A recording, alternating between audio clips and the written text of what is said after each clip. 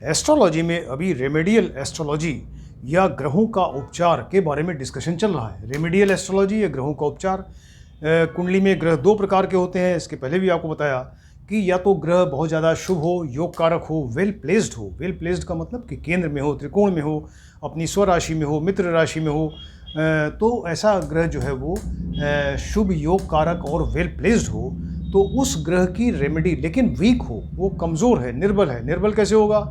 या तो उसकी डिग्री कमज़ोर हो, या फिर सूर्य के साथ बैठ जाए तो वो अस्त हो गया, कम्बस्ट हो गया। तो ऐसे केस में फिर उसको ट्रीटमेंट देने के लिए, उसकी रेमेडी के लिए जो एक तरीका है वो है ग्रह का रत्न पहने, ग्रह का जेम या रत्न पहने।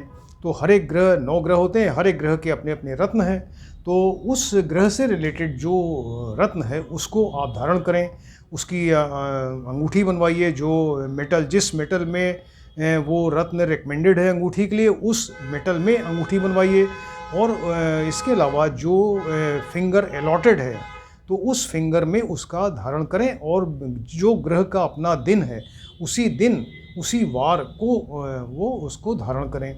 सुबह करना है, धारण करना है, शाम करना है, या सनसेट के बाद है, ये भी आपको बताया। तो इसके बारे में पिछले लेक्चर्स में पूरा डिटेल आपको बता चुके हैं कि ग्रह का रत्न कैसे धारण करते हैं, किस तरीके से धारण करना चाहिए, और कौन कौन से व्यक्ति इसको धारण कर सकते हैं। और हमेशा ये जन्म लग्न के अनुसार ही धारण किया जाता है, ये भी आपको बताया। कभी भी जन्म राशि या दशा, अंतरदशा या गोचर के हिसाब से जो है इसको धारण नहीं करते। सिर्फ जो एक पर्टिकुलर जन्म लग्न है जिसमें वो ग्रह योग कारक है, शुभ है, लेकिन किसी वजह से वीक हो गया, तो उसकी शुभता या उसकी स्ट्रेंथ बढ़ाने के लिए तब ये रत्न को धारण किया जाता है। राइट, एक तो ये चीज़ हुई। लेकिन जिस ग्रह का आप रत्न धारण कर रहे हैं उसका दान कभी नहीं करना चाहिए। इस चीज़ को हमेशा ध्यान रखें कि ग्रह अगर वो शुभ है, योग कारक है, वेल प्लेस्ड है, उसका आपने रत्न पहन लिया, तो उसका फिर दान नहीं किया जाता। उस ग्रह से रिलेटेड वस्तुओं का दान नहीं करते, क्योंकि फिर वो आप उसकी शुभता एक तरह से दान किए जा रहे हैं, तो और अशुभ हो जाएगा फिर। तो वहाँ सिर्फ रत्न पहना जा रहा है अगर ग्रह शुभ है, योग कारक। सेकंड नंबर जो ग्रह हो सकता है कुंडली में वो है अशुभ है, दोषपूर्ण है, मारक है, जो कि अपनी दशा अंतरदशा में खराब फल देगा, उससे एक्सपेक्टेड है खराब फल देगा। तो वहाँ पर वो जातक को कष्ट होगा। उस कष्ट के निवारण के लिए या कष्ट को कम करने के लिए तब फिर वहाँ पर उस ग्रह से रिलेटेड जो चीज़ें हैं उसका दान किया जाता है। उसकी अशुभता को आप किसी को दे देते हैं, यानी दान कर देते हैं, लेकिन फिर उसका रत्न नहीं पहनते। देखिए, दोनों चीज़ें अलग अलग हैं। शुभ है, योग कारक है, वेल प्लेस्ड है, तो रत्न पहनना है। अगर अशुभ है, मारक है, दोषपूर्ण है, तो ऐसे केस में उस ग्रह से रिलेटेड चीज़ों का दान करना है, वहाँ फिर रत्न नहीं पहनना है। और जो दोनों कंडीशंस हैं, इसमें कॉमन जो चीज़ें हैं, यानी दोनों ही कंडीशंस में आप कर सकते हैं, वो है ग्रह की उपासना करना, प्रणाम करना, पूजा पाठ करना, उस ग्रह से रिलेटेड जो मंत्र हैं उनका जाप करना, और इसके अलावा उस ग्रह से रिलेटेड जो व्रत हैं उसको व्रत को रखना।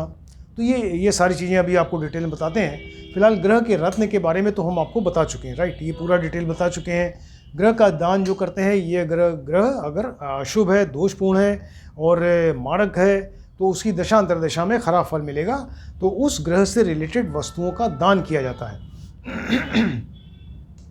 दान करते समय हमेशा ध्यान रखें कि अपनी लिमिट के अनुसार और शुद्ध मन से और बहुत ही श्रद्धा के साथ दान करना चाहिए। ऐसा एक्सपेक्ट करिए कि जैसे वो ग्रह आपके जो भिखारी को या गरीब को या ब्राह्मण को आप दे रहे हैं, दान दे रहे हैं, तो ये मन में एज्यूम करिए कि वो ग्रह ही आपके सामने बैठा हुआ है, आप बहुत ही श्रद्धा के साथ उसको दान दे रहे हैं। मन में किसी तरह का पछतावा नहीं होना चाहिए, दुख नहीं होना चाहिए कि अरे ये इतनी बड़ी चीज़ हमने दान में दे दिया। अपनी लिमिट के अनुसार ही दान करिए। लिमिट ऐसा नहीं कि आप वो बहुत ज़्यादा पैसे देने की ज़रूरत है या बहुत ज़्यादा महंगी चीज़ें देने की ज़रूरत है। दान का मतलब कुछ भी हो सकता है। तो दान बहुत छोटी चीज़ का भी होता है, बड़ी अपनी जो लिमिट है, अपनी श्रद्धा है, उसके अनुसार आप दान करें। तो इससे जो ग्रह की अशुभता है वो दूर होती है, और फिर वो ग्रह जो है शुभ होके आपको उसकी अशुभता कम हो जाएगी, यानी अशुभ फल कम मिलेगा और फिर उसकी जगह शुभ फल मिलेगा। राइट, तो ये ग्रह के रत्न के बारे में और दान के बारे में बताया। अब जो दोनों कंडीशंस में कॉमन है वो है उपासना, पूजा पाठ, मंत्र का जाप और व्रत। इसके बारे में बताते हैं। तो उपासना, पूजा पाठ, उपासना एक वर्ड है। उपासना का मतलब क्या है? उपासना दो शब्दों से मिल के बना है, उप और प्लस आसन। उप प्लस आसन। उप का मतलब होता है निकट, नज़दीक और नियर। आसन का मतलब है स्थिति, राइट। तो इसका मतलब यह, उपासना का मतलब यह है कि अपने आप को ईश्वर के निकट बैठाना, स्थित करना, अपने आप को ऐसा महसूस करें कि आप ईश्वर के निकट हैं, उनके नज़दीक हैं, ईश्वर आपके सामने हैं। इस तरीके से वही उपासना है। उपासना आपको बताया कि उप मने निकट और आसन मने स्थिति। तो अपने आप को ऐसा एज्यूम करिए, इस तरह दिमाग में आए कि हमारी स्थिति इस समय ऐसी है कि हम ये बिल्कुल ईश्वर के नज़दीक हैं, तो वही उपासना है। तो मन एकदम शांत हो और ईश्वर का चिंतन करें, मनन करें, और इसके अलावा भजन है, कीर्तन है और प्रवचन सुनना, सब जगह अगर शांत मन से आप सुन रहे हैं चीज़ों को, तो ऐसा लगेगा ये कि जैसे आप ईश्वर के नज़दीक हैं, और वही उपासना है, राइट। तो वो उपासना जो है, ये दोनों कंडीशंस में कॉमन है, चाहे ग्रह शुभ हो, योग कारक हो और वेल प्लेस लेकिन कमज़ोर है। सेकंड, अगर ग्रह अशुभ है, मारक है, तो ऐसे केस में दोनों कंडीशंस में उपासना की जा सकती है। सेकंड नंबर है ये मंत्र का जाप करना। तो हर एक ग्रह से रिलेटेड कुछ ऋषियों ने मंत्र बताए हैं। तो मंत्र एक ऐसा चीज़ है कि जिसके उच्चारण से वो वातावरण में जो उसके अक्षर हैं, शब्द हैं, गूंजते हैं, और फिर उससे आपको फ़ायदा होगा, उससे आपको फ़ायदा होगा। तो मंत्र का उच्चारण करने से ये जो ग्रह अगर कमज़ोर है, शुभ है योग कारक लेकिन कमज़ोर है, उसमें भी फ़ायदा होगा। ग्रह अशुभ है, मारक है, तब भी उसमें फ़ायदा होगा। दोनों ही कंडीशंस में ये मंत्र का जाप करने से आपको फ़ायदा होगा, राइट। और मंत्र का जाप जो है आपको बताया, जैसे इसके लिए बेस्ट होता है कि आप एक रुद्राक्ष की माला लीजिए जिसमें 108 दाने होते हैं, और उंगलियों से अपना एक एक दाना आगे बढ़ाते जाइए, और हर एक दाने से वो उस मंत्र का उच्चारण करें। तो कम से कम एक माला जाप होनी चाहिए। तो एक माला का मतलब 108 बार आप उस मंत्र का उच्चारण करें, तो उससे आपको फ़ायदा होगा, राइट। ये दोनों ही कंडीशंस में किया जा सकता है, राइट। इसके अलावा देखिए, ये यहाँ पर मंत्र का जाप करें, व्रत रखें। तो व्रत क्या है? व्रत चाहे वो ग्रह बहुत शुभ हो, योग कारक हो लेकिन कमज़ोर है, लेकिन और या फिर अशुभ है, मारक है, तो दोनों ही कंडीशन में व्रत रखा जा सकता है। व्रत का मतलब फास्ट, व्रत तो एक तरह की तपस्या है। व्रत क्या है? एक तपस्या है। इसमें व्यक्ति को थोड़ा सा कष्ट तो होता है, भाई आज वो आपने खाना भोजन नहीं किया, उसकी जगह बहुत ही एक सिंपल फल खाया या कुछ और आहार ले लिया, बहुत सिंपल आहार, लेकिन भोजन आपने नहीं किया, तो व्यक्ति जो है थोड़ा सा वो कष्ट सहता है, लेकिन इससे उसका मन, आत्मा सब शुद्ध होती है, राइट। इससे व्यक्ति का जो डाइजेस्टिव सिस्टम है, पाचन क्रिया है, वो ठीक होगी, क्योंकि रोज़ तो रोज़ आप रोटी दाल हरी सब्जी सब तो खा रहे हैं, तो लेकिन अगर एक दिन नहीं खाएंगे, आप सिर्फ अपने फल खाया, दूध पिया या दही खाया, तो ऐसे केस में फिर वो आपका डाइजेस्टिव सिस्टम, पाचन क्रिया आपकी ठीक रहेगी, और व्रत से इंसान का फिजिकल, मेंटल, स्पिरिचुअल हर तरह से उसको फ़ायदा होगा, राइट। तो व्रत रखना एक अच्छी बात है, और वो दोनों ही कंडीशंस में आप रख सकते हैं, चाहे ग्रह शुभ हो चाहे अशुभ हो, दोनों ही कंडीशंस में इसको रखा जा सकता है। आप इसमें ये दोनों ही कंडीशंस में प्रार्थना भी कर सकते हैं, वो उसी में आ जाएगा, उपासना, पूजा पाठ, प्रार्थना। तो प्रार्थना का मतलब है कि प्रार्थना का मतलब होता है कि आप शुद्ध मन से ईश्वर से कोई अच्छी चीज़, शुभ चीज़ या पवित्र चीज़ आप मांग रहे हैं। तो आराध्य देवता हैं आपके, और क्योंकि वो देने वाले हैं, हम लोग तो बहुत ही एक निरीह प्राणी, उनसे सिर्फ ले सकते हैं, तो हम उनसे, उनकी प्रार्थना करके, उनको प्रणाम करके, और उनसे अगर हम कुछ मांगते हैं शुद्ध मन से, और लेकिन वो चीज़ जो आप मांग रहे हैं शुभ और पवित्र होनी चाहिए, तो फिर वही प्रार्थना है, राइट। देखिए, भोजन करने से इंसान का शरीर मजबूत होता है, राइट, लेकिन प्रार्थना से, उपासना से, मंत्र का जाप करने से, व्रत रखने से, इससे आत्मा मजबूत होती है, राइट।